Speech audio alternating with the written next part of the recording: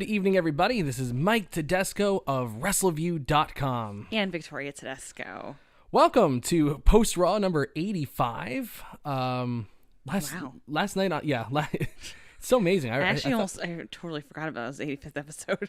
Me too. And in fact, I thought that we already went through our 85th episode last night because at the end of Wrestleview Live, I said, oh yeah, we're going to be having Wrestleview Post Raw number 86 tomorrow night. And did you really say 86? I did, and I said there's I didn't catch that. Yeah, I said there's only like 14 episodes left till 100. Now there's even more. Oh my goodness. Damn it.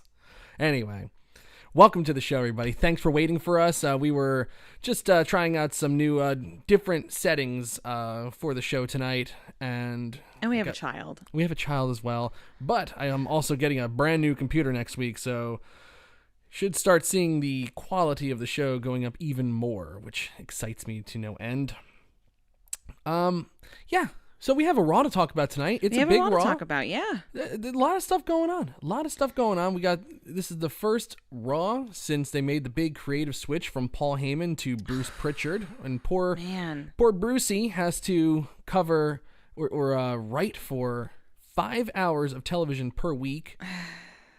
10 hours when it's a pay-per-view. I mean, Bruce had a heart attack in the past. I mean, this is not good stress for a guy like that. Did he really have a heart attack in the past? He did have a heart attack. Oh my gosh. Well, Bruce was on like he had an issue with substance abuse for a while. I think that contributed to it. I always think of Bruce when I think of our road trips too. Oh, and yeah. I think of like last year when I was pregnant because we would just listen to Something to wrestle with. Yes. Something to wrestle. Well, that's something to wrestle during with. During our drives. That's something to wrestle with. Got him rehired because he kissed Vince's butt so much. How many times did I say, on our first road trip in 2018? God, this guy sounds like he's just angling for a job. Please, WWE, take me back. And it happened. Well, it worked. It happened. I don't know if Vince listens to podcasts, but if he does, if he listens to this one, Vince, please step down. No, I'm kidding. He honestly never says anything negative at all. Never. And he always dodges a question constantly. Even on a segment that's like that everybody knew was total shit. Like we listened to him defend Katie Vick. We listened to a whole bunch of stuff. Like he'll defend it. He'll defend it to the very end. Keep defending it. Or he won't talk about it. Or he won't talk about it. Yeah, he'll be like, oh well, I'm not gonna answer that question. Conrad, Yeah. blah blah blah blah blah. Yeah. Let's say hi to everybody in the chat room, shall we? Do it. Before we dive into this, because there's a lot going on in this Raw. There really was. We had a WWE Championship match and a Raw Women's Championship match. We had the return of Christian to the ring. Ric Flair getting involved in the main event. Lots to talk about here. So, without further ado, let's say hello. And I'm just going to start from the most recent chat here. We got Michoon Walls, another edition of Tedesco's Firefly Funhouse. Hello. Excellent. Corey Howell, hello, Queen Victoria. Hello. Baby Lily, and the best recapper. Thank you, Corey. Louis Veraldi in the chat room tonight. Hello. Yes. He is here. Hello, guys. Sajida Muzaffar. Hello. Will Randy Orton use the RKO from now on? He's been. Yes, I would imagine so. Trevor Mishke in the chat room tonight. Hello. Good evening, Trevor. Hello. Thank you for joining us. Quentin Walters, our buddy. Hello. One of our number one fans in the chat room. Greetings, Los Tedescos. Hello. Andrew Elder's here, so you don't have to yell at him. Nafis, our dear friend Nafis Sadat is in the chat room tonight. Chris Elgie in the chat room. Hi. And Jerome Weiland. Hi, Jerome Jerome. Weiland's in the chat room tonight. Excellent. And Goosey, I see, is in the chat room as well. Oh, my goodness. Always, again, every time I hear Goosey, I always laugh now because of Liliana. That's my new nickname for her. I call her Goosey. Or goose egg lady, don't you call her? Yeah, I say, who's the goose lady? Who's the goose lady? Who's the goose lady? Yes. So, anyway, crazy Raw to talk about tonight. It really felt like a variety show tonight. Just in the first hour alone, I counted like a bunch of different segments that everybody could kind of get into. If you like goofy and campy crap, you would definitely enjoy the Viking Prophets, teaming up against Akira Tozawa and his ninjas in a wrestling match, which harken back to the days of like the oddities and stuff like that. Just, obviously goofy fun. Whether it connects with everybody, probably not. I don't think it does connect with everybody. I don't think so, no. But it happened. It did. Goosey wants to know if he goes, "Hey Christ, boy, do I feel special." He goes, "Does that make me the honorary godfather?" Sure. Yes, sure. Why not? Goosey's a man. Goosey's a good guy, so I'm good with that. I know for a fact from being in person with Goosey, he's a good dude. So so you had that kind of like just goofiness. Then you had some drama. You had the Andrade Garza Vega thing. You had there was another piece of drama. That was a really good description how you put it, though. It was like a variety hour. Right. And then you had the super serious pro wrestling angle with Orton and Christian, and that was just in the first hour. Yeah, exactly. It was a busy show. And let's talk about it. So Randy Orton makes his way to the ring. He wants to just gloat about, winning the greatest match of all time. Was it the greatest match of all time? What would you say? You didn't weigh in last night. No, How did I don't you feel think it was the greatest match of all time, but it was definitely a great match. To say all time is obviously a stretch, but it definitely was, I would say, the greatest match of quarantine. I would say it's one of the greatest matches of the quarantine era. It's definitely in those top 5 for WWE. I still think probably the greatest one I've seen so far was just this past Friday with Daniel Bryan and AJ Styles. Oh, was just that was really good. Yeah, no, that was tremendous. Really good. Charlotte Flair versus Rhea Ripley at WrestleMania 36 was tremendous. Yeah, I'm just saying, what I liked about Randy Orton and I'm saying Christian, no, Randy Orton and Edge was they finally listened to some of the stuff. They did incorporate new camera angles. They had the crowd coming in, like they had the. Keep going. Oh gosh, I'm scared. Harry's in your shot. No, he's not. Yeah, this is Liliana's friend. This is Liliana's monkey. You just realized that? I switched over to you, and there was Harry, just right in the corner of the screen. The joys of parenthood. Yes, toys are everywhere. But yeah, I like the camera angles. I like the music. I like the not the music, but the crowd, like the actual like crowd effect. You know what I mean? And I think that really added a lot to the match. And they were just straight up wrestling, which was exactly, there was no like frills and anything to that effect. It was just two men fighting in the ring. Yeah. And that's exactly what you want. And I again, not the greatest match of all time, but a great match for sure. Yeah, I agree with that. It was definitely the most well-produced cinematic match of the quarantine era.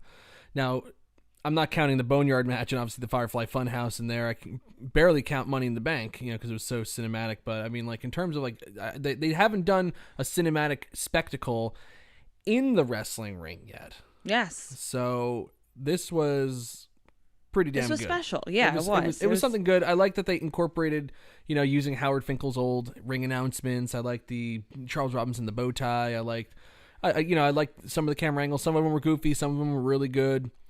But you know what? They were trying different, they were just trying some different things. Yeah, and that I appreciate. That you can appreciate. You got to just go for it sometimes. And they definitely did. Right. So that definitely was a plus for sure. Yes, absolutely.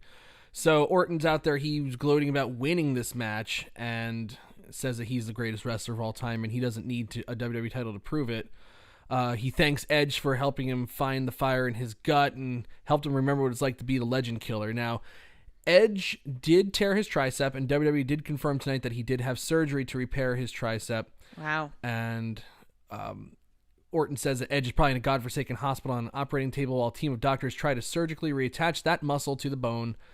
Edge has another mountain to climb, and he hopes that their paths cross again in July. Edge will be cleared in July. July of 2029. I like that line a lot. That was really, really, really good. Hopefully their paths cross again in 9 years. All of a sudden, Christian comes out. It's like, really? Christian? Can we talk about this in just a moment? Well, I mean, you can continue, obviously. I'm just going to continue on, I guess. But the baby's I up. have some thoughts, so. You do? Yes, when I'll get the child and then. But what thoughts? Well, let me get the child and then stay tuned. Oh God! All right, so I'll just start talking about this thing, and then when Victoria's back, she will give her thoughts. So please do stay tuned. Christian comes out to the ring. He says, Orton thinks he's a legend killer, but he thinks that Orton is a cold, calculating son of a bitch.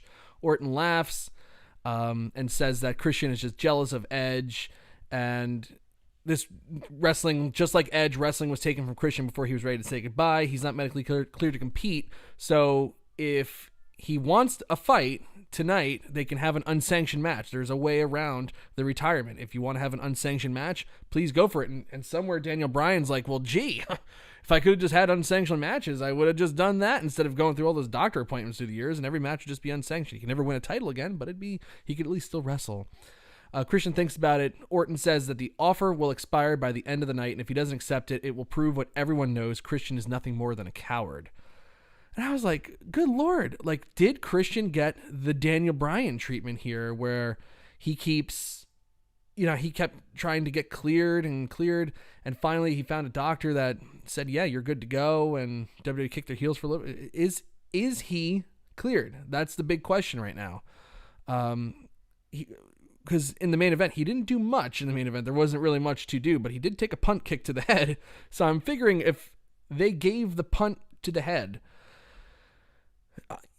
like, there was a time when Edge and Christian would return for their little segments that they would do, or Edge would return. Let's say for example, Edge. And Edge's career-ending injury had to do with his neck, nothing to do with concussions like Christian.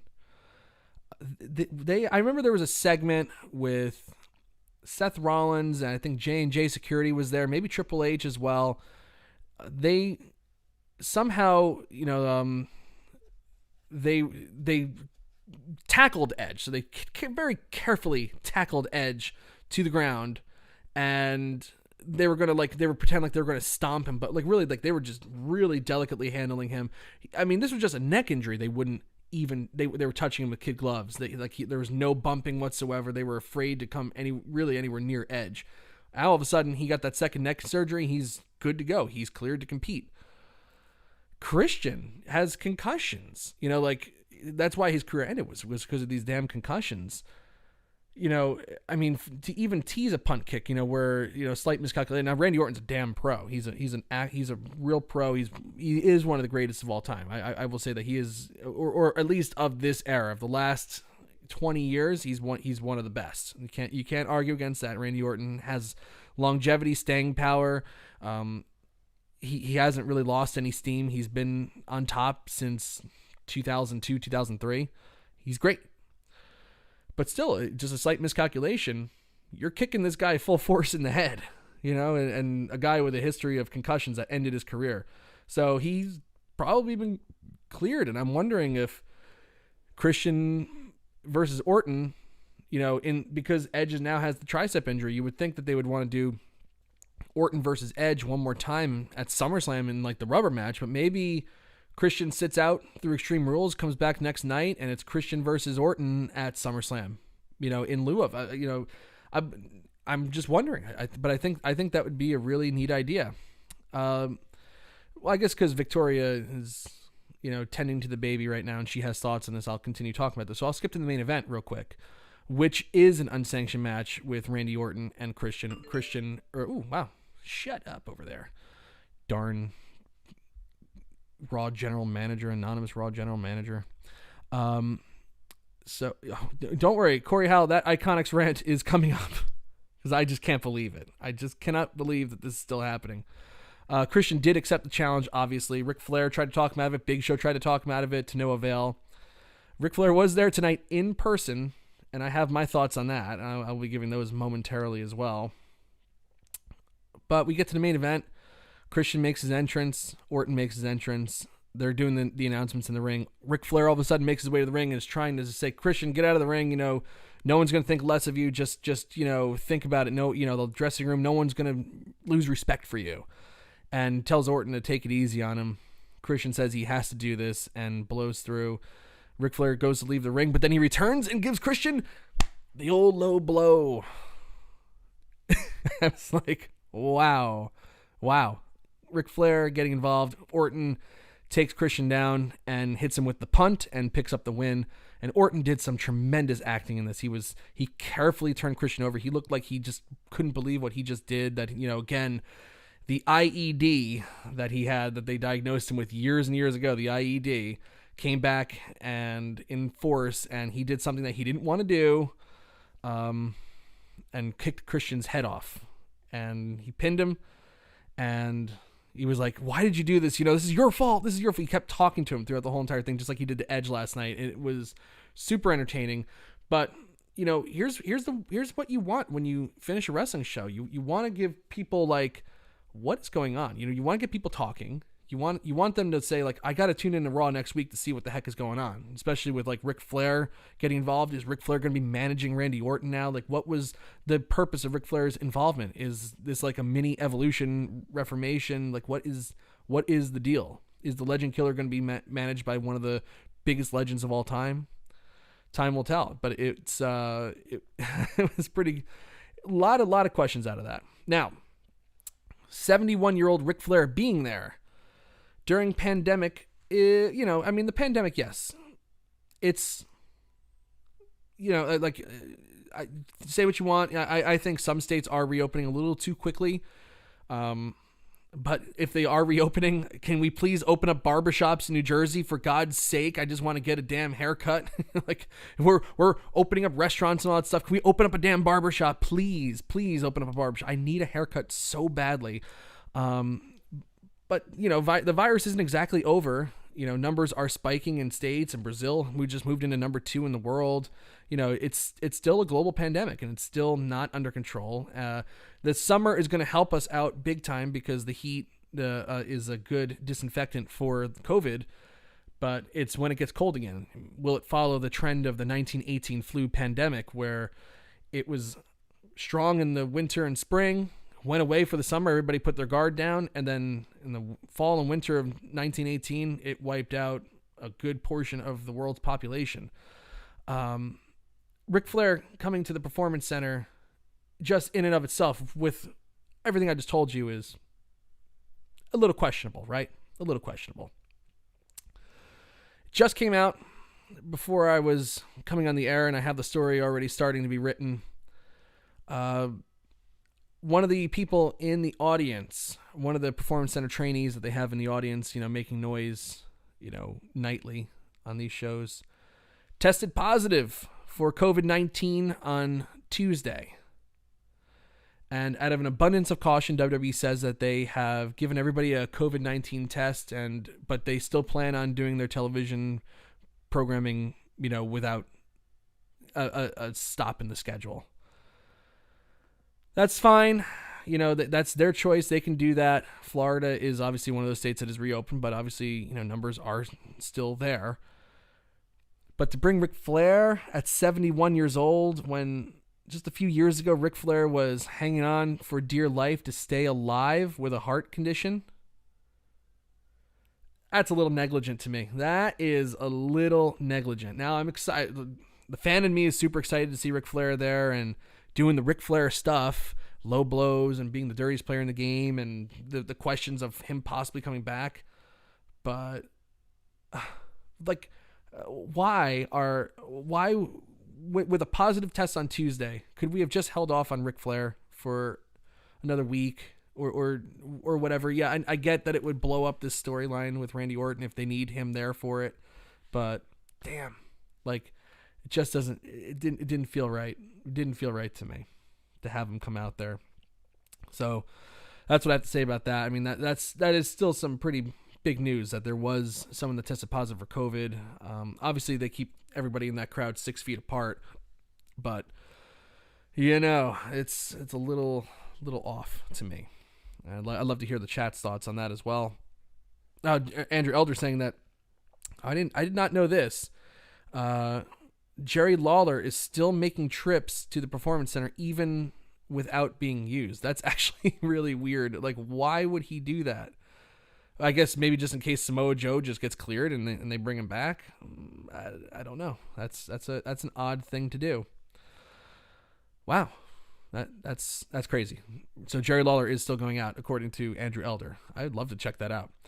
And Andrew Elder also says that they postponed Phase 3 over in Tennessee because of the spike there. So that is something.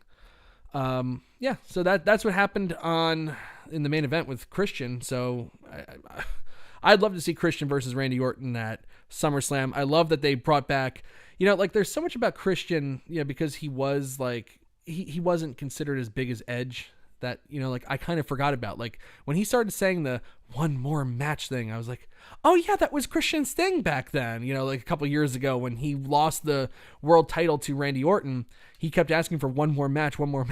And then, so they brought that in there tonight, which I thought was really, really good. Anyway, so moving on, we have Angel Garza versus Kevin Owens. There's still dissension in Zelina Vega's stable of Garza and Andrade. Andrade makes his way to the ring during the Kevin Owens Garza match, tries to get involved, or he nearly bumps into Garza first. That's what happened. They argue. Zelina Vega walks off. Andrade gets his wits together, gives Garza an opening in the match, distracting Owens. Garza doesn't take advantage of it, gets hit with the stunner, and gets pinned. So Kevin Owens is the winner, arrive, stun, leave. Zelina Vega angrily comes back to the ring. Garza and Andrade are arguing in the ring. This has been going on for weeks. They've been arguing. And she says that they need to remember that they're fighting for the same thing. They want the same thing, and they need to stop fighting against each other. They need to fight together. I'm almost wondering if they want the same thing. So does that mean that they just want a championship? Does that mean that Garza and Andrade are forming a tag team right now and might be going for the tag team titles? I don't know what that. I don't know, but that was like one of the couple of the first things that came to my mind. Or is it the start of a face turn for one of them? Is it going to be Garza or is it going to be Andrade? Garza is hitting on Charlie Caruso in some really some of Charlie Caruso's best segments, and I can't believe I'm saying that. She actually has had some good segments with Angel Garza. This is like the one thing that she's done really, really well is acting coy in the face of being flirted with Angel Garza. So we got that going on. I like it though. I like that one of the happy accidents of this pandemic is really the return of the wrestling manager. I like that Otis has Mandy Rose as his manager, but she can also, wrestle. I like that MVP is managing Bobby Lashley, and maybe it looks like he might be managing Apollo Crews at some point as well. I like that they might be starting up a stable with MVP. I like that Zelina Vega was managing a stable with Andrade, Angel Garza, and a little while ago, Austin Theory. The return of the manager. Vince hates managers. That's what we've been told for years, but they're trying everything. I like this, but I like everything. It needs time to build, and obviously, consistency. They need consistency here. You can't just feel like, oh, I'm going to get cold feet on this person and, we're just going to give up on them. Like we're trying to build stars here and it takes time. That's that's one of the reasons allegedly why they got rid of Paul Heyman. They got tired of waiting, but even a couple, Paul Heyman really doing this since October. So a little like 8 months of really trying to build stars on a draft on the brand split. It's not enough time to build stars, but they got impatient. So we'll see what Bruce Pritchard can do. But so far, I think the Bruce Pritchard era is off to a rousing start. Victoria is back. Hello.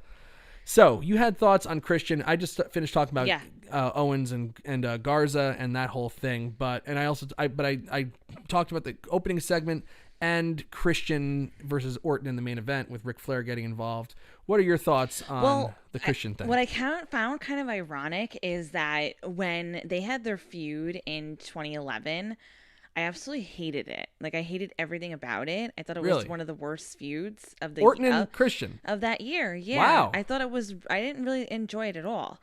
And I felt like I don't know, I didn't really like it. I didn't enjoy it. I felt like they weren't really passionate about it. I felt like they were just kind of going through the motions. But this seemed very much definitely like there was a lot of heat behind it. There was a lot of passion. There was a lot of motivation. I didn't think in 2011 that they had that same type of oomph that you would say that they did now.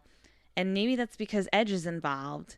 So there's a lot more at stake, and with Edge and Christian being the relationship that they have. You know what I mean? But I kind of felt like that this was a lot more meaningful. I'm not the only one who thought their feud was terrible that year. I'm sure you're not, but I'm just surprised to hear it. I liked it. I thought it was pretty good. Well, again, Christian getting utilized because Edge suffered the career-ending injury then. So that's 2011 that this all happened. Right. And, you know, Edge wasn't expecting to retire. He retires as the champion because they couldn't even let him lose the title. They were so afraid of his neck. Exactly. So they gave it to Christian. It was vacant, and it went to Christian. And then Orton pinned Christian, you know, shortly after winning the title. Yeah. So it's kind of ironic how in 2020 now Edge gets injured, and it's like, okay, I'm just guessing Christian's been cleared to compete. I would say so, right? I would think so, absolutely. You know, because I was remembering like they wouldn't even touch Edge a few years ago, and now he's totally fine. Right. And he didn't have a history of concussions. Right. I like I said, I just personally feel like there's a lot more behind this, and I don't know. And again, it might be because of the fact that Edge is back. So I enjoyed it tonight. Yeah. I enjoyed everything about it. The opening segment. I normally don't like opening segments when they're talking, but I hate the openings, the opening promo. But this one was well done. This one was very well done because it actually had a purpose. Well, it had a purpose, and it followed through from last night. Last night was the main event. Right. So to start off with, it makes logical sense. You know, it was the main event last night, so let's kick off the show talking about it since it's fresh in everybody's mind. Also, it's the greatest match of all time. But also, you got the return of Christian. Yes. So, like, there's something newsworthy coming out of this. Absolutely. Now, Christian can't return every week. No. Obviously, you can't have the return of a major wrestler this one every made week. sense. But this made sense. I can't argue against this promo kicking off the show. No. And Randy Orton is Randy Orton. But I wouldn't do it again. I certainly... You can't do that every week. You have to do stuff like that next week I would love for them to open up with a damn match. Of course. It should be really most of the weeks that they're opening up with matches. And then, especially during this time. Just during this time. I'm not even talking about regularly. No. Sometimes regularly you can open up with a promo. It's totally fine to set the tone for the show. Of course. But during the pandemic era, like, you know, people are tuning in. You know, you don't want to watch a match with, a promo with somebody just spouting lines in front of a light audience. You want action. Just get to the damn action. Exactly. But this was such a nice follow through. So this one really worked. The main event was great. It did. I have no complaints about the way the show started and the way the show ended. Absolutely. So that's my take on the whole thing. I agree. And I have no problem with really any portion of the show tonight. I thought everything was pretty damn good. By the way, if you are tuning into us for the first time, please give us a subscribe. If you are enjoying this video so far, please give us a like. We would really appreciate all of that. Thank you. All right, so Bobby Lashley and MVP make their way to the ring. MVP basically blames Lana for Lashley losing last night, and also says that Drew McIntyre, if you had any integrity based on what happened with Lana, she's the one who cost Bobby Lashley the title.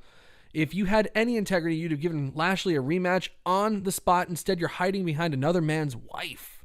So Lana comes out angry, and something happens where there's just certain things that happen, and you never think that you would hear it on a wrestling broadcast. So she says, "Oh yeah, you know, I've done everything for Bobby. I put my career over his. I colored my hair brown and got a divorce for him. All the blessings and prosperity came to Lashley because of Lana, and all the problems happened when MVP showed up." And MVP proceeded to say that she's the problem and calls her a thought. Yeah, A thought. I don't like the word thought, by the way. It doesn't make sense. Well, I also don't like this like new thing of saying standing and stuff like that on social media. Yeah, I mean, but I hate social media in general. Of course, but really but standing is a little standing. bit. I get. You get it at least. The thought. Like most of the time it's used because it stands for that hoe over there. That's what I'm saying. It's like you're a thought. You're saying you're a that hoe over there. That's what I'm saying. That doesn't make any sense. It makes no sense grammatically to me, so that's why it kind of reminds me of that hashtag for MDW weekend when the W in MDW stands for weekend, so it's like Memorial Day weekend. People are dumb. America is dumb. No, yeah, exactly. So, yeah, no, especially from MVP. I It was don't pretty know. funny. Anyway, so she tells him, I'm a woman. Don't you dare talk to me that way. You better lower your tone and show respect. We were on a hot streak. Lashley cuts her off and says, when's the last time you laced up a pair of boots or won anything other than likes on social media? I was like, We're getting personal here. getting personal. And he said he had an opportunity at the title against a lesser man, but she couldn't follow instructions and stay in the back. He's tired of having his life on social media, and she even used their sex life to get attention.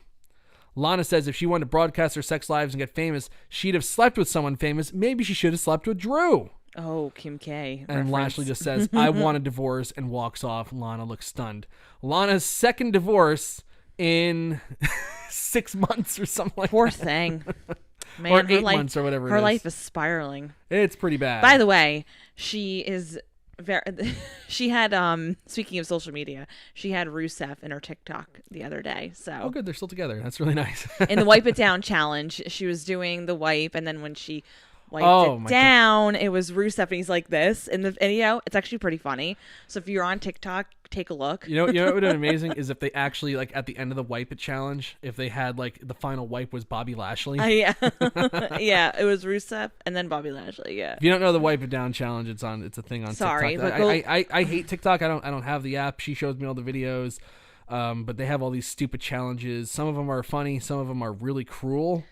I thought Rusev was hilarious But though, because he's that just actually like sounds this. like something He's I'm- like, That actually sounds like something I would be interested in seeing. take a look at it if you. All if you- right. I will. Well, telling our viewers, not necessarily just like you. Right. Of course. It's a more general you. So Lana looks stunned, and they walk off. So finally, at long last, I mean, they've been teasing it since WrestleMania, and it kind of got teased out of nowhere. There was no resolution ever with Lashley and Rusev. Rusev got fired, so that storyline's over. It makes no sense for them to continue to be married. But this sets up also, a potential Bobby Lashley, Drew McIntyre rematch at Extreme Rules. Yeah. With Lana in McIntyre's corner, perhaps, or Lana as a guest referee, or Lana and MVP suspended above a cage. Lana's doing something. I think so. So Sarah Schreiber is, I guess they have another ring somewhere in the Performance Center. So she's there with the Street Profits and the Viking Raiders. They're trying to figure out if they can ever settle this tie. Last night they had a common enemy in the Ninjas, but whenever the WWE Universe is in trouble, they assemble, they join their hands and say, Viking Profits! Akira Tozawa. So this wasn't just a one-time goof. They're doing this thing where Akira Tozawa is doing every stereotypical Japanese thing that you could possibly do, like doing all that stuff. And he can't, because he can't speak English, he can only say, sequel. It kind of reminded me of Kai and Tai almost. But like, is that really a good route to go though? Like I don't know. to have somebody doing that. I don't know. I personally don't think it's a good idea, but I don't know. We have Liam Edmonds in the chat room tonight. I don't know if we've ever had Liam in the chat room before. Liam, welcome to the chat. Thank you for joining us. So they have that. He wants a sequel. They have the really tall ninja there. Ford says that he has an idea. We come back from the break. It's the Viking Raiders and the Street Profits versus Akira Tozawa and the Ninjas. They make short work of the Ninjas. Akira Tozawa never gets in the ring. And the Viking Raiders and Street Profits. The Viking Profits assembled, and they finished off the Ninjas. just fun. It was fun. Fun. Yeah, it was just like, it was goofy. It reminded me kind of like of Kai and Tai. It reminded me a little bit of the Oddities. There was just something goofy about it. It's a weird combination, but it works. Yeah. And it is kind of funny how, when you think about it, like, me personally, I would have never got those two tag teams together. Not in this way. No, definitely not. And I find that shows how that Paul Heyman was on to something there at least. it is a little bit shocking. Like but it's one of those pleasant surprises that you weren't really expecting, but you definitely know you need it now. If you look online, a lot of people hate everything about this, but I don't really care. But I don't know. I think it's fun. I think people secretly pretend they're like, oh, I don't really like it, but obviously somebody likes it. So. Right. Viking Raiders and Street Profits huddle and put their arms together, getting ready to fight. Tozawa and the Big Ninja. All of a sudden, the Big Show makes his return. Last time we saw Big Show, he was a heel, and in the dark match main event of WrestleMania against Drew McIntyre. We haven't seen him since. Comes out, swats away the smaller ninjas, hits a chokeslam, and knocks the other one out. Tozawa and the Big Ninja leave. The Big Ninja is a former NFL football player, Omagbin or something like that. I forget how to pronounce his name. I cannot remember. Sorry. But that's who it is. And initially last night when they kind of panned up and I saw the gut and, I thought it was Devon Dudley. I thought they were going to do like a gag with Devon Dudley. But apparently it's actually this former NFL talent that they've had in their system. Wow. What a call-up. I mean, really. So Big Show assembled with the Viking Prophets, and that's about it. So, yeah, there's that. Good stuff. We got Seth Rollins making his entrance, and he calls out he says that Dominik Mysterio is here. Dominik Mysterio comes to Raw without Rey Mysterio knowing. So Seth Rollins says, Dominik, you are here to defend your father on behalf of the Mysterio family. Your father declined the invitation to show up tonight and took the coward's way out and didn't want to have a conversation. Rey Mysterio does show up on the Titantron and begs Rollins, please don't hurt my son. Please don't hurt my son. And Rollins says, Murphy and Theory are looking for Dominik and will find him. He must be part of the solution, not the problem. If he's part of the problem, Dominik will be sacrificed. And Rey Mysterio threatens Rollins, says, if any of your goons touch Dominik, he will end Seth Rollins. Rollins says, well, fortunately for Dominik, he's an adult and doesn't need you to make decisions for him anymore. So he thanks Mysterio for being a sacrifice. And for potentially giving his son up for a sacrifice. All of a sudden, Dominik attacks Rollins from behind, which I thought was this was super hot. That really was. If there was a crowd there, they'd have been going crazy. Oh, they for this. Definitely. I really do believe that. I wholeheartedly believe that for sure. Sends Rollins into the steel steps, the same ones that Rey Mysterio was sent into weeks ago after Money in the Bank. Murphy and Austin Theory run down. They corner Dominik in the ring. Dominik sidesteps Murphy, gets away from Theory, finds a gap in the plexiglass covering the barricades, and gets away. Great segment.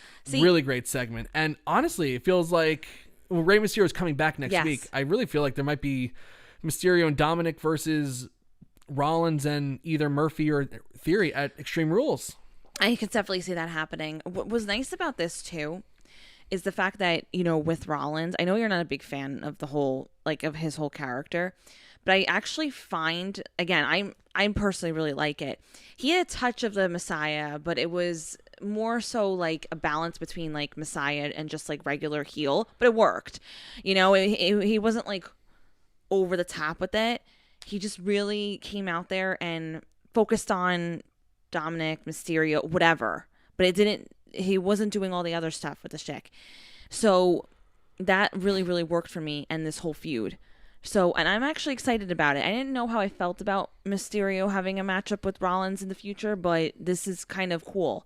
And this is a really nice way to have still incorporate Mysterio. Because he's not, we always talk about this, how, the older guys, how they're not, useful. But they are. And Mysterio shouldn't be viewed as somebody who's not useful. He's should very much be in a storyline with a person, especially like Rollins, who's one of your top guys. Mysterio with the mask on looks younger than Rollins. Listen, like age. Nobody cares that Rey Mysterio is in his 40s. He doesn't move like it. He doesn't look like it. He doesn't. But so there's ageism amongst. I know. Vince took himself off of TV because he thought he looked too old. So, but that's what I'm saying. But what's nice is that. Good, we're back. Sorry about that. I don't know if we lost connection there for 1 second. OBS told me that I dropped for a second, so that was scary. Whew. That was a close one. That was a close one. I don't know what the heck happened there. If I dropped, I apologize. But we still got everybody in the chat room, so that's good. Anyway. So, talking about, older guys, though, it's like, obviously the older guys do bring some value to the show. Just look what they're doing for AEW. I just think that, look at Jericho's on top, and AEW's not suffering in ratings. They're not doing amazing, I'm just but it's happy pandemic. That someone like Mysterio is with somebody like Seth Rollins for the sense of that it's an important storyline. Yes. It's important because of who Seth Rollins is currently. Obviously, he's one of your top players. So the fact that they're having him feud with him just shows that, you know, he's still relevant. He is very much current, very much relevant, very much important, and they should be doing stuff like this. Awesome. Yeah. I agree. And it's definitely working out. Oh, good. Everybody's saying I didn't drop. OBS lied to me then. What liars. Bastards. Anyway, that was a great segment. So somehow our Bobby Lashley and MVP are talking backstage. R-Truth comes up to him. He wants to give him his condominiums, Condoleezza, and they're like, condolences? He goes, nah, I don't know, but whatever the word is, I heard that you got sent to Claymore Country and you must be jet lagged. Now you're getting a divorce. That's a raw deal. They threaten R-Truth. He walks off. They finally catch him, and Drew McIntyre shows up next to him. Drew McIntyre and R-Truth are facing Bobby Lashley and MVP tonight. Somehow, they goad R-Truth and McIntyre into accepting a winner-take-all match for the 24/7 title and the WWE Championship. R-Truth says he has an idea. Eventually comes back, and he got the 24/7 title taken out of the match, so it's only the WWE Championship. It's so stupid and absurd. This is the most absurdly created WWE Championship match maybe in the history of the business. It was hilarious. It's absurd. But it was pretty funny. And it kind of showed like kind of Drew McIntyre's different range of himself. Yes, rather than just being a what killer, I was he was funny tonight. Absolutely. That's what I was going to say. Adding R-Truth in there was just, it was one of those surprises again where you're like, wow, this is kind of cool. Yeah. McIntyre, and I mean, McIntyre did do the comedic role when he was obviously went in the 3-man band. Yes. However, that's like kind of like long past obviously where he is and everything. And this isn't over the top. This is like a glimpse of like, okay, I can do this, I can do that, I can do this. I'm very versatile, right? So this was just a cute little thing for him to do tonight. And I loved it. When I gotta be honest with you, I was a little bit shocked when they had when they were like, oh, R-Truth and Drew McIntyre. I'm thinking to myself, okay, this is WWE champion. Like, really? This is what's going to happen? But it worked. Again, it sure did. It worked. It did. I was entertained. So isn't that the whole point of this whole thing, is just to be entertained and have fun? I was entertained by almost every single segment on the show tonight. You know what it is? I was just reading some comments that I'm getting ready to talk about. I was just reading some comments initially, and they're like, "Oh, why is R-Truth with Drew McIntyre? That's not a good look for." I'm just saying, but it's not a good look for Drew McIntyre. I disagree, because again, it's that versatility that you enjoy in a champion. He's strong. He'll kick your butt, but it's okay. Think about this. Someone like Brock Lesnar, he had that whole thing with R-Truth. Like, yes, that, you know, that little... You're right. I totally forgot about that. That little, right. you know...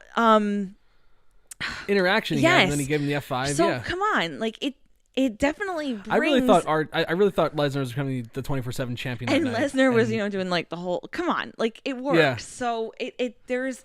No one is stuck in this mold of just one thing. You don't have to be one thing as a champion. It works, okay? I just got the email from WWE about the positive COVID case. Oh. A developmental talent Breaking news. who was last on site at WWE's training facility on Tuesday, June 9th, has tested positive for COVID-19. Since that time, no other individuals that attended the facility have reported symptoms. However, out of an abundance of caution and to ensure the health and safety of the company's performers and staff, all talent, production crew, and employees on site at the training and production facilities will be tested for COVID-19 immediately. Following the test results, WWE plans to proceed with its normal television production schedule. And that is from WWE's associate medical doctor. I will have that story up at the conclusion of this show. But yeah, that still to me is it's a little negligible that they sent Ric Flair at 71 years old into a place that just had a positive. What do you think COVID Rollins test is doing right now that Becky's pregnant? Like, do you think he? I don't know if they're being. I'm saying, do you think they're quarantining from each other? No, they were just at a Black Lives Rally protest. No, I know last they week. were, but what I'm like now is, do you think now they will be because of now people becoming positive in the arena? Doubtful. Hey. We shall see though. I don't know. Tell them, Mike, you already heard from Ryan Satin. Oops, I mean Satan. Poor Ryan Satin. He is a goof though. All right, so this next segment. Liv Morgan and Natalya versus the Ikonics. Iconic. How this was a short match. They ran wild over Liv Morgan, who apparently made some rookie mistakes, but Billie Kay made a lot more rookie mistakes in this match than Liv Morgan. I don't understand how, even in a short match like this that went 2 minutes, Billie Kay can manage to fuck up so much. How is it possible? Liv Morgan gets whipped to the corner. She is waiting to pop out of the corner for a back elbow. And it takes forever for Billie Kay to be like, oh yeah, I'm supposed to continue running and eat the back elbow. I mean, this is a taped show. They couldn't have edited that for like a second. I guess not. But here's what I would do with Billie Kay. I would have her get injured. And then she roots on Peyton. Like she's as I think manager. Billie Kay should be managing Peyton Royce. I do She's too. extremely talented, and it's like, yes, like people, like she would have been great in the 80s if they really cared about, you know, women in the 80s, which they really did. There was no women on, you know, really anywhere in the 80s except for, you know, Wendy Richter and people like that. And that was only for a short while, but there was a good portion of the 80s where it was just like Miss Elizabeth or bust. Yeah. But she has a cartoony personality, you know, and she's that's spunky, fine. She's sassy. She's got a lot. They have character. I don't even. It's she has character, but it's not like a character you could take seriously. Like she has like funny lines. They scream all the time. They do their stupid shit. But it's, you know, it's not like anything to be taken seriously. But she has charisma. What they should go with an injury angle.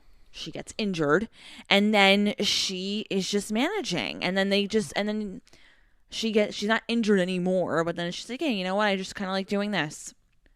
But I don't think that's where we're going. I think sometimes their thought is they'll just put them out there because eventually they get better. In theory, you think? But I don't see that happening. See, it's that mix between, remember how when Eva Marie was on the roster, a lot of her thing was like, well, they're not putting me on TV. They're not giving me opportunity, right? That was her whole, you know, whatever. But there's also a lot of training that you need to have. If you're not ready, putting you on TV is actually not going to help you. I mean, there's people who had to go back to developmental because they were not doing well. Billie Kay should be one of them. So there's something to like, yeah, you need exposure, awful. But not on a weekly not on a episode, national, you know, like not on a national television programming. No, I think you need to have more exposure when you're in developmental, but not even, they can't even do that now because now that's being live. She's very charismatic, but she is god awful. The drizzling shits, embarrassing, awful in the ring. It's so bad. Listen, I'm sure she's a great person and works really, really hard. Sure, she does. But she stinks. But wrestling is not her thing. It does she not. She is awful, and the only reason that she's there is because she has charisma, and I guess they like her accent. Of course, but it doesn't work right now. It doesn't work in this day and age. You can't just be you can't personality. hide behind the charisma. Well, if you're going to wrestle and not be able to work, not in this current. No, if she was just managing, yeah, she'd be fabulous. But when I was listening to your guys' show last night, I thought to myself, why can't they have somebody just like Vicky Guerrero again? She really didn't wrestle. She was in the ring like intermittently, and she was like scared and like, you know, whatever. But they didn't actually. It was always a goof when she was in the ring, right? But that's okay though. I don't know why. I don't know why Vince is so against somebody just doing that. I really don't. Like, again, if I got hired for WWE, they would never just allow me not to wrestle. I would not want to wrestle. I can't do it. I don't have that physical strength and stamina to do that. So I give credit to every superstar on that roster. Right. Me personally, though, I think I can manage really well. I think I have a lot of personality. You know, I can improvise. I can do stuff like that, but I can never be able to wrestle. So I would never work. Right. I just would never. They wouldn't, and I'd be useless to them because I don't want to go in the ring.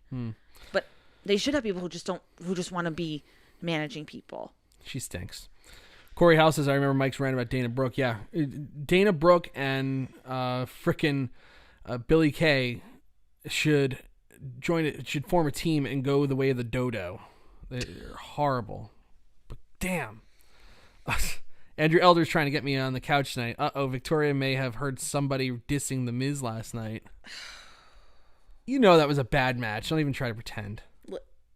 Okay, listen. That match sucked. I mean, it was mostly Braun Strowman, but it was bad. Okay. You know that was. Don't even try. No. No, you're gonna lose all credibility if you even try. No, you're gonna lose all credibility. How? Because you don't know what you're talking about when it came to that match. It wasn't the worst match in the entire world. And again, it wasn't Miz's fault. So boo-hoo. It was a terrible match. It was not. It sucked. Okay? And Miz is a lot going on, all right? Oh God, here we go. The excuses for the Miz again. No, he has does. a lot. He has a movie. He has a daughter. He has 2 daughters. No, well, Madison and Monroe, they've been like doing a lot, and like Madison's learning how to walk and everything. Oh yeah. And and it's really hard raising like 2 children. It's tough. I remember that when I eventually go back to work and say, Liliana's teething right now. I can't really teach today. No, that would be different. Of course that'd be different. Anyway, we go backstage. Natalya is yelling at Liv Morgan, saying that she made rookie mistakes. Morgan walks off. She goes, "Yeah, keep walking. I can't believe I built this division for a bunch of ingrates." Lana shows up and says, "I know how you feel. I'm supposed to be married to the WWE champion right now. Instead, I was humiliated and divorced." Natalya goes, "I know exactly what you're talking about." Do you though? You're not divorced. That's it. And I guess Natalya and Lana are going to be forming a team. I guess no. I actually, you know what? Natalya can relate. She makes an embarrassment out of herself weekly, so yeah, I guess so. So she does know what it feels like to be embarrassed. Oh, by the way, the Ikonics challenge are challenging for the women's tag team titles next week. So hopefully, after next week, that'll be the end of the Ikonics experiment for a little bit. I've had enough. I'm tapping out. Oh, you know what? Oh, this is WWE right now. Mike Tedesco's had enough, so let's just stop this feud. I don't think it's necessarily the end of the Iconics, but no, not the end of but for now. No, I know what you mean. I know, concentrating on them and their hideous wrestling. Yeah. So MVP is backstage with Apollo Cruz. He says, if you want to be the longest reigning champion, you got to stop doing these, weekly fights and, let me manage you. If you let me manage you, you'll be the longest reigning champion. I can help you keep this. You can't keep this title without me. And Shelton and Apollo Cruz goes, whatever. And so MVP walks off. That would be interesting though. But when he does that, first of all, question for you: do you think he'll be part of the stable? Yes. And obviously, he would have to turn heel. Yes. Way better than smiling, happy-go-lucky, love everybody, kumbaya Apollo Cruz. I want to see like a real, true blue heel out of Apollo Cruz. I'm having a hard time imagining it now because he's always because they always have him smiling and being a big goof. But him as a heel, I think he'd be great. I think he would be fantastic, and I really because he's somebody who I enjoy watching in the ring. I think he's got great talent, but his character's just not working right now. So giving him the right, with the right person and the right combination, he would do great. So yeah, to me personally, that would work.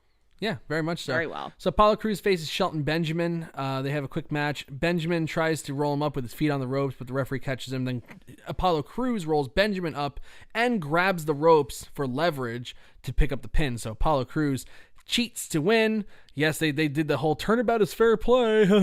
It's like, yeah, that's how we get out of the heel. The face is cheating. But MVP was watching on the monitor backstage, so I am really rooting for that to start building up an MVP stable.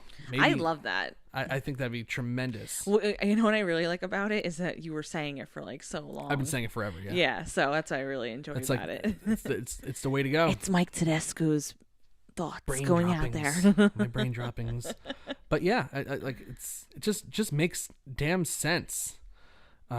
Machine Walls goes, Victoria still has a thing for the Miz. Always Machine. Oh, sorry. And Quentin Walters wants me to remember it's always Benjamin Shelton. Yes. Sorry. Apologies.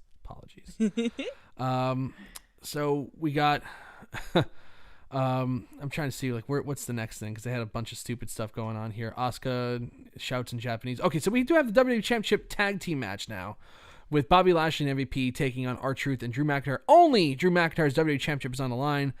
Like we were talking about before, this was just some goofy fun. Drew McIntyre had to convince R-Truth not to start the match in the ring against Bobby Lashley. He's like, no, I got it. He's like, why not me? He goes, no, please, just go to the apron, please. He dominates Lashley. McIntyre dominates Lashley for a few moments. Then MVP gets in the ring. McIntyre clotheslines MVP out of the ring, or in the corner before clotheslining Lashley out of the ring. All of a sudden, R-Truth blind tags in. McIntyre cannot believe it. He's stunned. He's like, you could see in his face, he's like, my title reign is over. Oh my God, what is going on right now? Meanwhile, he could have just gotten disqualified because you can keep your title on disqualification. The champion's advantage, which is still, to this day, one of the stupidest rulings of all time. If you lose the match, you lose the match. It doesn't matter if it's by pinfall or disqualification, but that's the... Logic goes out the window when it comes to the one thing I got to say I'm happy about. I hated, like some of the triple threat tag with the women last night were good, except for the parts where Billie Kay was in it, but...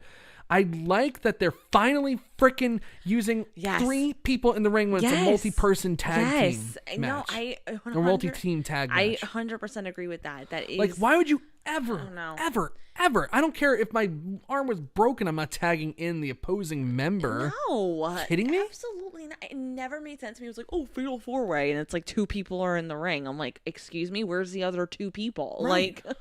Right, that makes no sense. It never made sense. That reminds me of this horrible thing. When I was doing the retro recaps, they did this thing. It was a multi-person tag match at WrestleMania 13, and both the headbangers managed to get tagged in by the opposing people, and the headbangers looked at each other, and it's like, well, I guess they got to fight now. No, you don't. You're on the same fucking team. Why would you ever fight? That makes no sense. It's not like that's why these rules just suck. It was just terrible. Whatever. I got it. Anyway, this was a lot of fun. McIntyre eventually does get tagged back in. Hits MVP with a Claymore kick. R-Truth comes off the top rope and pins MVP to help Drew McIntyre retain the WWE Championship. Technically, I think that means that R-Truth should be the WWE Champion, but whatever. He should be too, but yes. Yeah, so he should be. He really thought that he was going to be Bailey Dose straps, but didn't quite work out that way. Speaking of Bailey Dose straps, the women's tag team champions Sasha Banks and Bailey did come out. It's Bailey's birthday today, and they're going to have a birthday week celebration. They're going to go Wednesday to beat up Shotzi Blackheart and Tegan Knox before celebrating more on Friday. By the way, the Iconics do not tell us when we defend our titles. The Iconics do come out. They made fun of Becky and Bailey for having a meltdown last year after they beat them at WrestleMania, which I thought was pretty funny. And they goad Bailey and Banks into accepting the challenge for next week. So it's official. Finally, we have to talk about Nia Jax versus Asuka for the Raw Women's Championship. Not a bad match, but for Christ's sake, we've been talking for a while about killing yourself in throwaway matches and nothing matches or in spots that mean nothing. Yeah. Why in the hell, like on a move, this is so dangerous to powerbomb somebody on the floor, especially with Nia Jax doing it, but to powerbomb somebody on the freaking floor as just some way to get to the commercial, and it doesn't even play into the finish. Why in the world would you ever do that? There are real life ramifications to that move. There are, but it's such a thing though with the WWE. It's like they will constantly, forever, then now forever, will always do these dangerous moves. It's stupid. In little, like, these Raws that don't mean anything, these matches that don't mean anything. I mean, I'm not saying, obviously, it was for a championship, but what I'm saying is, it's like, they're not special anymore. The moves, they're not like special. These big moves, they're like you could see a whole bunch of stuff, and that powerbomb means nothing. I would see that powerbomb. And guess what? Asuka probably has a massive headache. I would see this powerbomb on this Raw, maybe another Raw. I could see it twice in Night. I could see it twice in the same match. I could see it between the same person, different people. Your champion, your mid card, you'll see it anywhere. So that's what the problem is. And it's like, it's just not necessary. And people don't want to see that. If you do want to see that, you're not in the right product right now. You know what it is? You're not looking for people's safety. And I'm not saying I don't like the big moves. I do. I like big moves, but I don't need it. Again, but it goes back to what we were talking about, me and Doug were talking about last night, where we were saying, like, you know, Edge and Orton had that match. Was it the greatest match of all time? No. But it was a really good match. And it was a smartly wrestled match. And at the end of it, you had a lot of emotion invested in that match.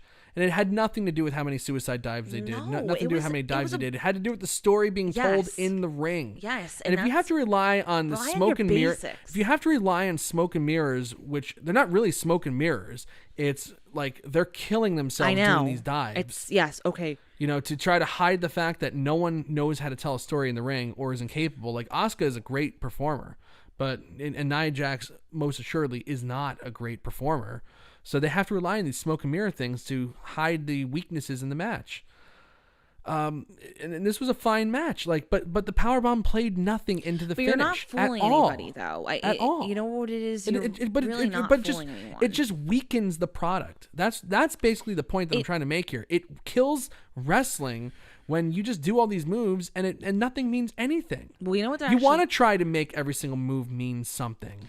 Well, you know what else? Don't. If when you're putting together a match, if you're saying like, oh, we need to do this spot, and just because you're not performing, you're not wrestling anymore. Now you're just doing stunts, and that's not what wrestling's about. It's not about the stunt show. It's about the story, and I think that's the thing that's been lost for the past few years. It's just a stunt show. Well, you know what it is? And again, this is not what they should be tailoring to. I'm not saying power bombs and stuff like that, or even suicide dives. It has nothing to do with. I'm talking about the overall pandemic of this. I'm talking about stunts in general. With stunts in general, the problem is they're catering to children. When you have like people going off the top rope, doing flips, doing whatever, doing like a really big move in that sense, right? Like those high flyers, they're trying to cater to kids. Okay. Right? Yeah. But that's not their demographic, though. They only it's the demographic they want, but that's not the one that they have. That's not the one they have. It's 18 to 35. The audience is old. That's their 18 to 35. Generally, that's your general age gap. But they're not. Less is more. That's always been the case. But they're trying to accommodate and tailor to these kids. Because the kids are, of course, kids are going to go, oh, that's cool, because that's just what they do. Yeah, and then they move on to the next pool, TikTok. If I go to the town pool, right, and I do a flip off the diving board, every kid's going to look and be like, oh wow, that person did a flip off the diving board, and that's just because that's how children are. But like you said, that their brains are so like, oh my gosh. I don't even know if it has anything to do with children as much as it does just the fact that people forgot how to work. People don't. It's lazy. I think it's both. It's lazy. It started on the independent scene, and it kind of caught on because all we have left are these fanboys that can't do it and don't know what real wrestling is. You want to know why, though? I think, or at least what the point of the product is. I mean, to say that there's an actual style of wrestling that is official, there isn't. But at the end of the day, wrestling is all about telling stories. And if you're just doing flips for the sake of flips, you're not telling a story. It's just a stunt show. Because, well, again... And nothing means anything. The reason why I'm saying also catering to children, your society has changed. Everyone wants instant gratification. Yeah. And a lot of these writers that they're hiring, they don't know vintage wrestling. They're not looking at old matches and looking at the way that people story told. They're not doing that. Most of these people that they're hiring on their writing staff have next to no clue about anything about WWE or WWF. They don't at all. So you hire somebody, you hire a really good writer, who did really well in college or whatever, and whatever, they don't have a clue about wrestling. You're not gaining anything from that. So that's another reason why you're getting all these spot fests, because that's who's hiring. They're like, oh yeah, they do this and that because that's what they think wrestling is. Right. That's not what it is about at all. No. They're thinking, oh, that's gonna draw a crowd and that's gonna whatever. They're gonna get, you get the factor for a second, but it loses its luster because when moves like that are going back and forth, this is here, but you're not hiring people who know the business. You're not. I agree. Say what you want about, obviously, and I'm not saying Bruce Pritchard, I think he's going to do a great job. I'm not saying that, but say what you want about Heyman too. He obviously knew the business. You know what I mean? And I think it's a lot of, let me finish real quick. I'm sorry. I think it's a lot of they get very impatient. You know how you said before that they were just getting impatient with Heyman, with everything going on and their ratings and certain things aren't working, certain storylines they're not fond of, and Heyman's not a yes man to Vince McMahon, right? So, but a lot of these things, you do need time. And all the stuff that he had to like redo and work with to like rectify the company, you can't do that in a span of 8 months. You can't. So was it really fair for them to, get rid of Heyman in that aspect? I don't think so. And I'm not saying Bruce Pritchard's not going to do a great job, because he's obviously been doing a great job with, SmackDown and everything. But what I'm saying is, though, I don't think it was really a fair call to make, to say like, well, Heyman's not doing a good job. There's a lot that he had to fix. Yeah, now we're talking about something different. Yeah. No, but the reason why I'm tying those two stories together, talking about Spot Fest and that, is because he knows the business, right? Well, but it takes time to build that up. So yeah, but it's like, you keep blaming like the people that are writing the show, but it's also the performers that aren't well versed in telling stories in the ring either. But do they have a say? No, of course not. Of right, course not. So that's what I'm saying. They're also not being trained any differently. So that's the problem. That's why, like, why do ratings pop when Rey Mysterio comes back, or any wrestler comes, like Randy Orton or Edge or whatever. Even right. Christian will probably pop a rating. Why do they pop? Because people remember these characters, and they remember them for having great matches. Yes, of course. And know that they can have a great match that's different than what they're seeing today. Absolutely. But why can like John Cena could tell a story in the ring? Triple H can tell a story in the ring. Of course. People get excited to see those people, and they know that those matches are must see. There are hardly anybody. Roman Reigns knows how to do it. Roman Reigns definitely knows 100%. how to tell the story in the ring. Yes, he does. It's just in his blood. Brock Lesnar can tell a story in the ring, even though he's just moved to just doing signature moves now. But like the guy can definitely perform. Daniel Bryan knows how to do it. AJ Styles knows how to do it. Still, these are all guys of a certain age, though.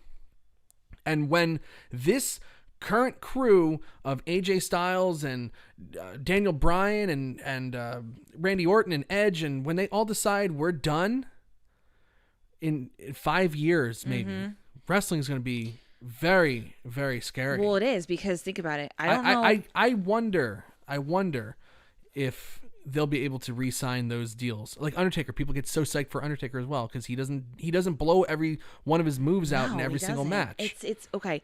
Think about it like this. But wrestling's gonna be scary, especially when these TV deals come up and there's no star power. This is so random, but if you have Ricochet, Cedric Alexander, Shorty G, like I'm just naming like random people. Shorty right? G, Cesaro, they can wrestle, yeah. They can wrestle, but will they be memorable? Maybe since like memorable? Cesaro, like will you remember them really though? No, because they don't do anything with them anyway. There's not a character. Because the guys that actually can wrestle get freaking destroyed.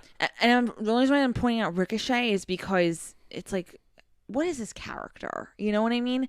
He is a move person. He is a spot fest type wrestler. Like he can just but it's like everybody moves. That's all he is, and he hasn't been seen in weeks. But that's not somebody. And he does the prettiest moves, and you haven't seen him in weeks because nobody gives a crap about stuff like that. You know what it is about those wrestlers you just mentioned? Like I'm gonna even add this, like Stone Cold, The Rock. You know those people, and some people don't even watch wrestling. Those are names you hear, and you're like, oh, yeah, they he transcend wrestled. Because of their personalities right. and their status. There's certain people, I have many friends who don't know a lick about wrestling, but they've heard of Stone Cold Steve Austin before. They've heard of The Undertaker. Yeah. They've heard of Randy Orton. Like, they've heard of these people.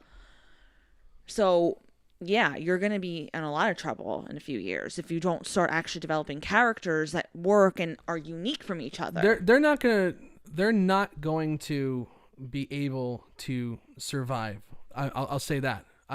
I will actually say the wrestling as it is now will not be able to withstand another decade of this situation where guys and girls can't tell stories in the ring.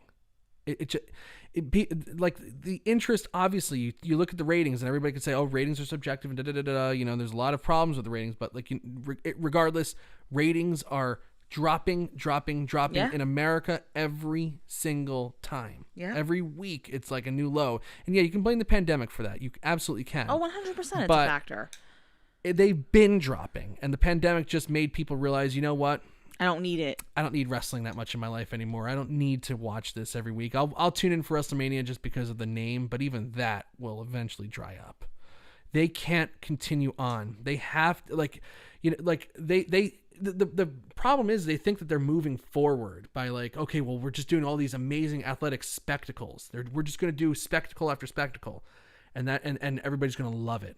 They think that that's change and moving forward, but it's one of those things where if it's not broke, you don't fix it. Like, wrestling has gone through different iterations. Like, Harley Race didn't like Hulk Hogan for what he was doing or whatever. Right. And Hulk Hogan didn't like what Shawn Michaels and Bret Hart were doing, and I'm sure Shawn Michaels and Bret Hart didn't like what John Cena was doing, and so on and so on. Right. They didn't like the each generation star doesn't like what the next one does because it's not their style. It's not their and style. It keeps advancing. But the one thing, like, yes, people work faster paces, but the one constant that was always in professional wrestling was storytelling in the ring. Absolutely. And it didn't matter how you did it. It's just telling that story. And each of those guys I just listed, Hogan, Harley, Ric Flair, Michaels, Bret Hart, John Cena, could all tell a story in the ring just with their own different brand of doing so. Where did the dramatic shift happen? The dramatic shift happened when they stopped. I don't really know. Like, they started signing all these indie guys. They cleared away.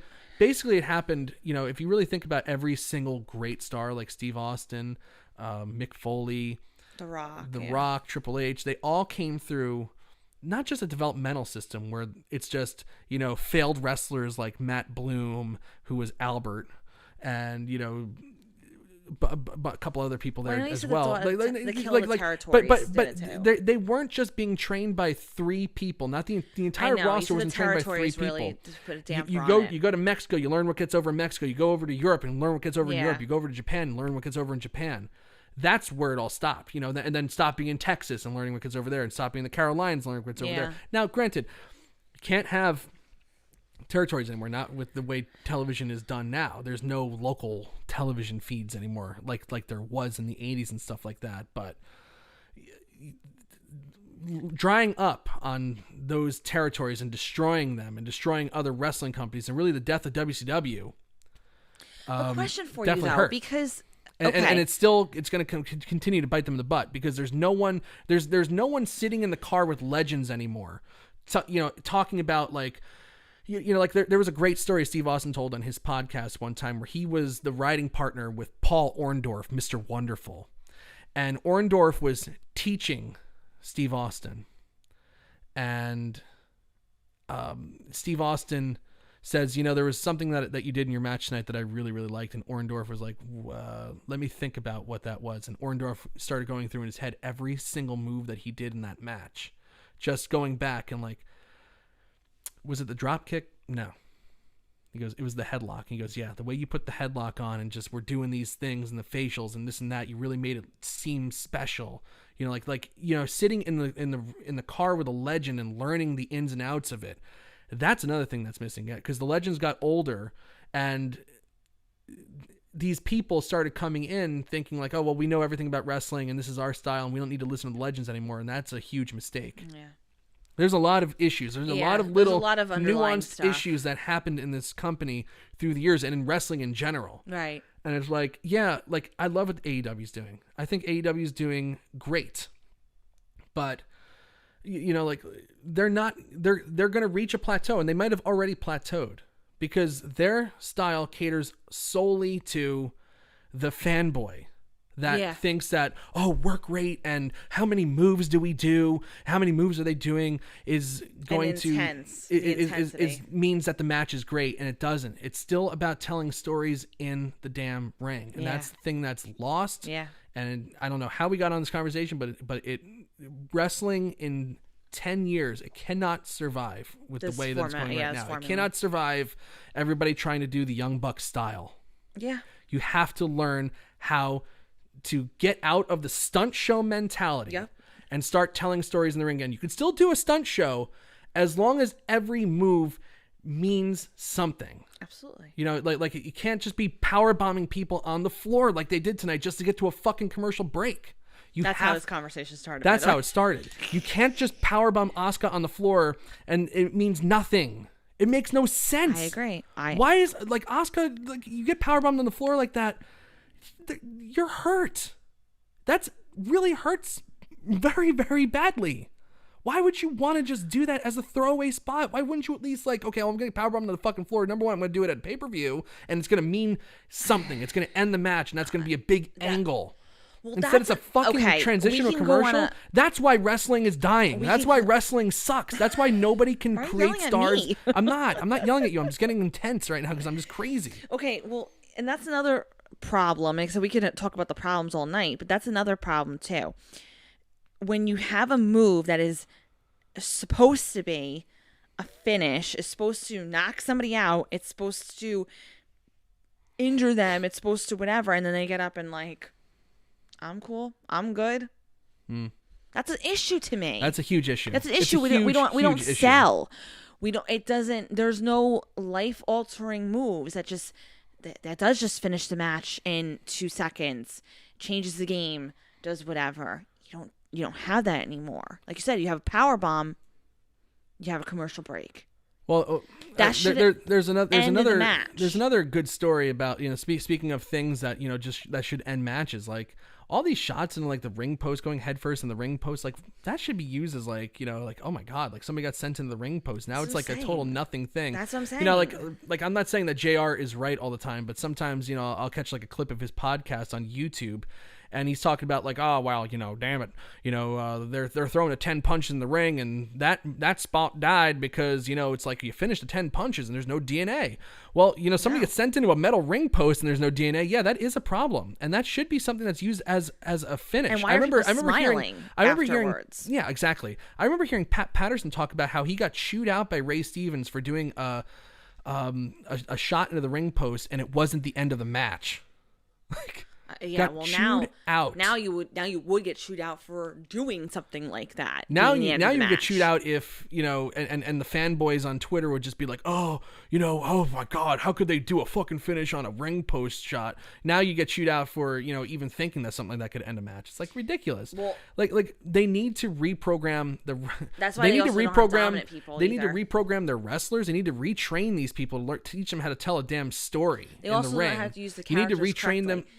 You need to retrain them to get them out of talking, out of doing car crash stunt show spectacles and into actually telling a story on the canvas. That's why you don't have dominant wrestlers either. Like that's why there's no stars. If you have your bigger wrestler, and I'm talking about your physically, you're like, they're just happen to be bigger, right?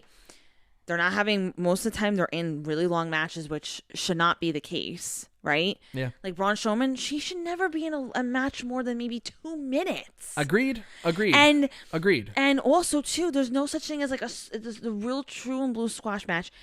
And there are that's true. There's certain people that like that you should get into the ring with them and know like, oh, well, that person's not going to be in the ring much longer. Like they don't have that anymore. Yeah. They don't. I'm sorry. Like they don't know how to build a big character, like, because think about like this. All right. You have a dominant someone like Braun Strowman, right? That's why you said like, oh, if you throw somebody into the ring post, if you do this move, if you do that move, it should end the match. You're not getting anybody dominant like that anymore because those things aren't happening. Because those things aren't ending matches. Right. Because somebody like Braun Strowman now has been in really long matches when he shouldn't have been. So he loses credibility as this big man who can kick your butt. It's like, no, really anybody can face him at this point. You know what I mean? Because it's like he's been in these long matches. Even if they don't wind up winning the match, they still have the stamina to endure to have a match with him. Yeah. And then it should have been special for somebody who you do want to build up. Oh, who's the person who could finally beat Braun Strowman? You know, you don't have that. There's plenty of people who've beaten him now. Like, it's I don't know. We could talk hours about this. Yeah. But it's an issue. And, it is a problem. And that's the thing. Like, you know, if you really want to pinpoint a couple things, and let's check the chat. I just checked the chat. CJ Bowman's in the chat room with us tonight. Hello. I missed a whole thing because there's a whole bunch of chats here now. But Andrew Elder saying reprogram Vince or Triple H or whoever thinks this stuff is great. That's also a problem too. You know, like I did read a quote from, I forget who it was, but I think it was like Arn Anderson or somebody like that said, like, you know, the Vince of 20 years ago would have absolutely chewed out the Vince of today for letting these things get out of control on his show like he has been. Like this is not the Vince McMahon that everybody, used to know. The old Vince would have never allowed the show to get out of control like it has now. But this show, and I like this Raw tonight. I really, really did. Oh, yeah. There's a lot of story being told, yes, and like this is not an indication of tonight's Raw, really, No. as just like an overall systemic issue with this company. You know, power bombs on the floor is really what I'm talking about. But like the old Vince never would have allowed that to happen. But partly, you know, like this gets a lot of, you know, the NXT guys coming up, and it's Triple H is running that department. Part of the problem is like, you know, Triple H probably watches and is like, well, I can never do this, and this is really like kind of amazing to me. But not to like a casual fan. Nobody gives a shit how many dives you can do. But maybe that gets Triple H off the false finishes, and he's like, "Oh, this is a great match just because of this." But they need to change their thinking and start really diving in deeply and saying they're not telling a story in the ring.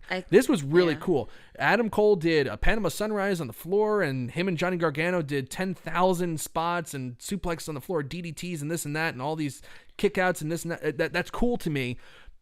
But they didn't tell a story. That's what they should be going back and evaluating and trying to pick out what story was being told tonight. You know, that should be like on every single agent summary. When they go back to doing house shows, every single agent summary should be what story did they tell in the ring tonight? Was it successful? Scale of 1 to 10. And whoever's consistently getting 7, 8, 9 should be called up. And whoever's not should be sent back. Reflection. Absolutely. Anyway, so... I am exhausted now. It's really warm in here. It is. Anyway, so after that stupid power bomb, which was so fucking dumb, and on your next episode of Raw this evening, yes, it might be next week's Raw by the time I finish talking about this match. This is like the Titanic 2 VHS tapes. This is the second part. Nia Jax hits Asuka with a Samoan drop and goes to cover, but Asuka's foot is under the rope, so John Cone won't count. So instead of just pulling Asuka into the ring, she starts arguing with John Cone, which, you know, and whatever, and then she shoved John Cone, and then Asuka rolls up Jax, and the referee gives a fast count. That's how Asuka retains the title. And we already talked about the unsanctioned match, so that finally, at long last, concludes Raw. Man alive.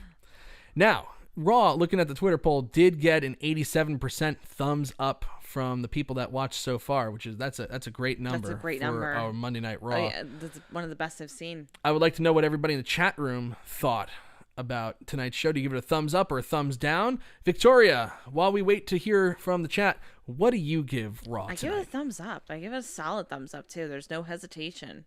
Yeah. I actually thought, you know, as much as I was saying that storytelling is, they told some good stories tonight. I give it a thumbs up. There was good action on the show for the most part. Smart action, like, you know, like smart storytelling with Randy Orton and Christian and Ric Flair, and you had the good drama with the Lana Lashley divorce. You had Drew McIntyre showing some comedic, you know, stretches tonight, you know, with you know, in his match with R-Truth against MVP and Lashley, which but also gets serious because, you know, we can still continue on the McIntyre Lashley thing. Yeah, you had the Vega Andrade Garza thing. It was just a good show. Overall, it was a really good show. It had that great variety, right? And it sets us up nicely for the summer as well. Yes, it was a good variety show, and yeah, set us up nicely for the future or the next few months. So Billy Hefner gives it, Uncle Billy gives it a way up, thumbs way up. Andrew Elder, thumbs up. CJ Bowman says, night with my girlfriend /10 didn't watch Raw. Good for you. Good for you. Good job, CJ. Very, very nice. I'll give that. I'll give his night a thumbs up. Shane Bradley, hello Shane, gives it a thumbs up. Quentin Walters, thumbs up, but Mike gets a massive thumbs up for your preaching tonight on fire. Thank you. I think that'll be like the one thing I clip tonight. Mike Tedesco rants. Yeah, that was a rant. My heart rate went up. I know it did. Machine Walls, thumbs up in a good way. Andrew Elder, felt like SmackDown maybe because of Bruce booking. Yeah, that's a good thing. Yeah, absolutely. Corey Howell, both Raw and post-Raw, thumbs up with Mike's awesome rants. Thank you very much. Thank you very much, everybody. All right, so that is how you do the 85th episode of Post-Raw right there. I'm exhausted. I'm exhausted, too. But I feel good. I feel like I've just exercised. You look good. You look all right. You look good. You look all right. On that note, we're going to wrap this up tonight because tomorrow is our last day of school, so we have a lot to do, and it's also my sister's 21st birthday. Happy birthday, Deanna. So it's going to be a busy, busy day at the Tedesco household tomorrow, and we got to anticipate Liliana waking up 5 or 6 times tonight as well. So the poor baby. Teething. I know, it sucks. On that note, I'm Mike Tedesco, the editor-in-chief of Wrestleview.com. I'm Victoria Tedesco, Liliana's mother. Thank you for joining us tonight, and have a great week, everybody. We'll see you next week. Bye. Bye.